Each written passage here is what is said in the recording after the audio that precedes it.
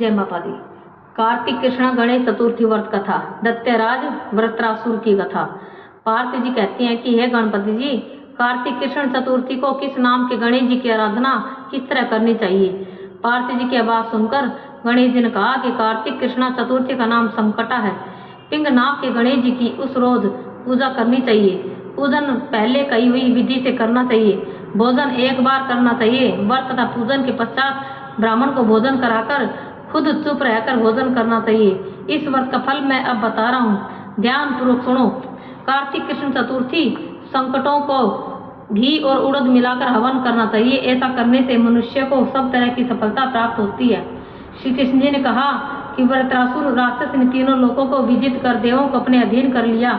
उसने देवताओं को उनके लोकों से निकाल दिया। फलस्वरूप देवतागण 10 दिशाओं में भाग गए। तब सभी देव इंद्र के साथ भगवान विष्णु की शरण में गए। देवों की बात सुनकर विष्णु ने कहा कि समुद्र के मध्य टापू में रहने के कारण वे कष्ट रहित होकर शरारती एवं बलवान हो गए हैं। ब्रह्मा जी से उन्होंने किसी भी देव के द्वारा न मरने का वरदान ले लिया है। इसलिए आप लोग अगस्त्य ऋषि के पास जाइए, वे मुनि समुद्र को पी जाएंगे। तब राक्षस लोग अपने पिता के पास जाएंगे और आप लोग सुख से स्वर्ग में रहने लगेंगे। इसलिए आपका कार्य अगस्त्य ऋषि की मदद से पूरा होगा। ऐसा सुनकर समस्त देवतागण अगस्त्य ऋषि के आश्रम में पहुंचे और प्रार्थना द्वारा उनको प्रसन्न किया। मुनि ने खुश होकर कहा, हे देवगणों, भय वाली कोई बात नहीं है। आप लोगों की मनचाही इच्छा अवश्य ही पूरी होगी। मुनि की इस बात को सुनकर सारे देवता अपने अपने राज्य में चले गए। इधर मुनि को फिक्र हुआ कि 1 लाख कोस इस बड़े समुद्र को मैं कैसे पी सकूंगा। तब उन्होंने गणेश जी को याद करके संकट चतुर्थी के सुंदर व्रत को विधि पूर्वक किया। 3 माह तक व्रत करने के पश्चात गणेश जी उनसे खुश हुए। उसी व्रत के प्रभाव से अगस्त्य ऋषि ने समुद्र को आसानी से पीकर सुखा दिया।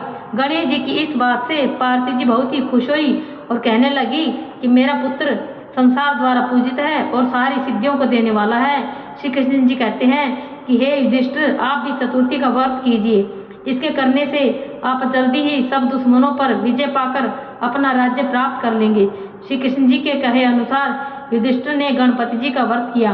व्रत के प्रभाव से उन्होंने दुश्मनों को जीतकर अपना राज्य पुनः प्राप्त कर लिया। इस व्रत की केवल कथा सुनने से ही सैकड़ों हजारों अश्वमेध यज्ञ और वाजपेयी यज्ञों का फल मिलता है तथा पुत्र पौत्रादि की बढ़ोतरी भी होती है। जय माता दी।